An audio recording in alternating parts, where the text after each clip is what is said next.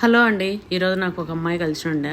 అయితే నేను love marriage చేసుకున్న అమ్మ మా అత్తమ్మ నన్ను సరిగా చూసుకోదు, ఎప్పుడు సతాయిస్తా ఉంటదని చెప్పింది. నిజానికి మన పిల్లల రాత ఎట్లా ఉంటే అట్లా అవుతుందండి. వాళ్ళిద్దరు భార్య భర్తలు అవ్వాలని ఉంది, వాళ్ళు అయినారు. మన టైమ్స్ లో ఎట్లా అంటే పెద్దవాళ్ళు చేసిన దగ్గర మనం వెళ్ళిపోయినాము, కానీ ఇప్పుడు అట్లా కాదు.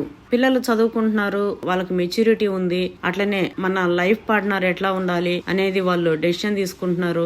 సో అలాంటప్పుడు మన పిల్లలు వాళ్ళు ఇష్టపడ్డ దగ్గర మనం ఒప్పుకోవాలి. ఎందుకంటే లైఫ్ లాంగ్ కలిసి ఉండేది వాళ్ళే. కష్టాలైనా నష్టాలైనా వాళ్ళే పడతారు. సరే అమ్మా నాన్న మీరే చేయండి అంటే మనం చేస్తాము. అట్లా కాకుండా వాళ్ళే ఇష్టపడి చేసుకుంటే దానికి కూడా మనం ఒప్పుకోవాలి. నాన్న బిడ్డను నా తమ్ముడు బిడ్డను ఇచ్చి చేయాలి నా కొడుక్కి అనేది కొందరు ఉంటారు. ఇంకా వేరే బిడ్డ రాగానే రాసి రంపాన్ని పెడుతుంటారు. నిజానికి అది కరెక్ట్ కాదు. మన ఇంటికి ఏ బిడ్డ అయితే వస్తుందో తనే మన బిడ్డ. పెళ్లి అయిపోయింది అంటే మనం ఫిక్స్ అయిపోవాలి, తనే మన బిడ్డ అనుకోవాలి, మనం యాక్సెప్ట్ చేయాలి, మంచిగా చూసుకోవాలి.